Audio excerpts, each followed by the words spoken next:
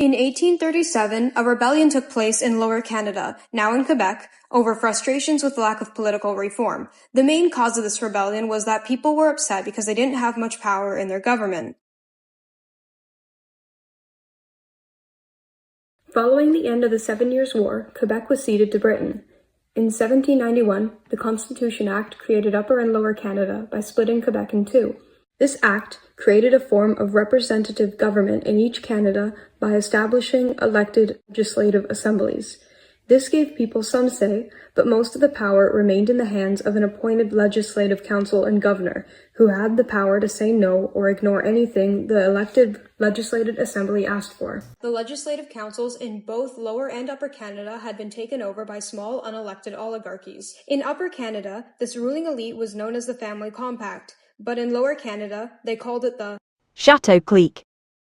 This lack of power is one of the main causes of the rebellion, and the people's frustrations with the government were exacerbated when the economy went into recession and farmers started to starve due to widespread crop failures caused by insects. To make matters even worse, a cholera epidemic had killed around 10% of the population in Lower Canada, and the French Canadians living there had started to blame this epidemic on the British immigrants that the government just kept letting in. So tensions between the British and the French started to escalate, and it certainly didn't help that a large majority of the Chateau Clique were British. All of these tensions came to a head when French-Canadian protesters were shot by Crown soldiers in 1832, after which the Speaker of the Lower Canada Legislative Assembly, Louis-Joseph Papineau, wrote his 92 resolutions. This was a list of grievances and demands made concerning the state of the colonial political system.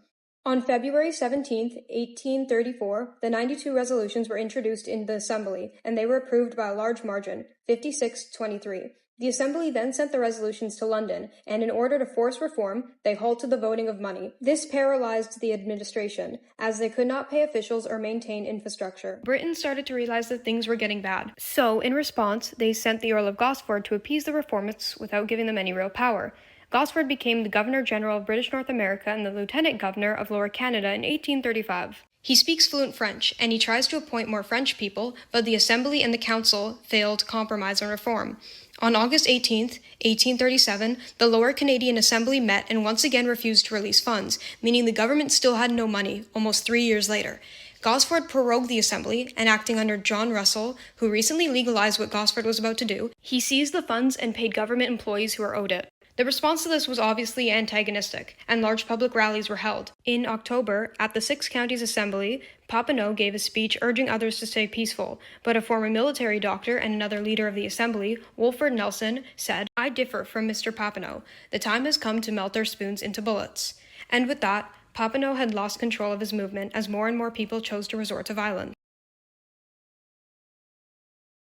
The immediate consequences of all this was a violent rebellion consisting of 3 main battles that took place between Patriots and British troops, one of which the Patriots won and 2 were government victories. The government won the last battle by trapping the Patriots inside of a church that they then set on fire. When the Patriots tried to jump from a window, they shot at them. In the days that followed, the village where the battle took place was burned in a fire, and in other places, the army burned the houses of rebellion leaders. Rebels tried to escape to the U.S., but hundreds were taken prisoner, including Dr. Wolford Nelson. After hearing of the Lower Canada Rebellion, Upper Canada rebelled as well, this time started by a Scottish member of the Legislative Assembly, William Lyon Mackenzie.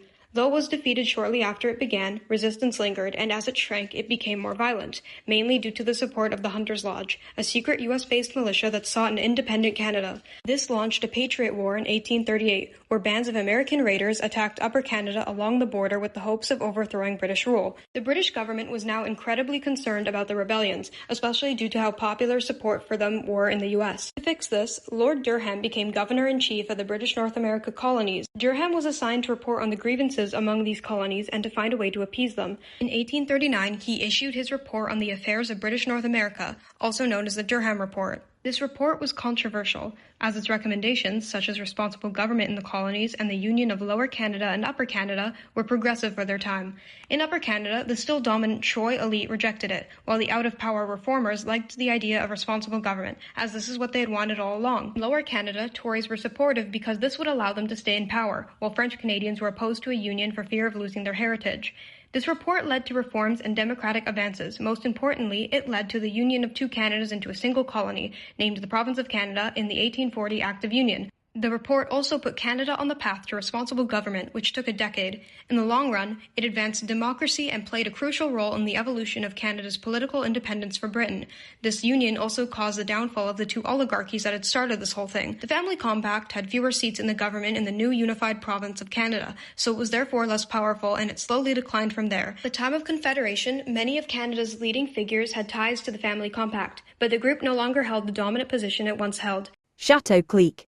Speak ended in a similar way, although its influence lasted longer than the compacts. While the English-speaking population became the majority, British-appointed governors still attempted to force the French-Canadian population to assimilate. Eventually, Canada East, as Lower Canada was called after the Union, was able to obtain some political independence with the Union government.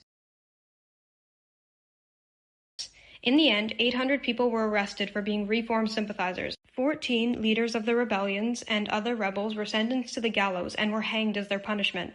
For those that fled to the U.S., they were exiled, but most were allowed to return and come back to Canada a few years later.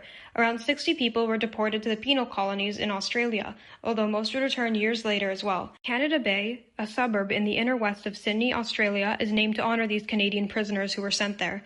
Although the result of the rebellions was a government victory, these rebellions exposed serious problems in colonial rule. In the years that followed, many of the reformist ideas were gradually implemented due to the Durham Report, and their impact can still be seen in Canada's system of responsible government today.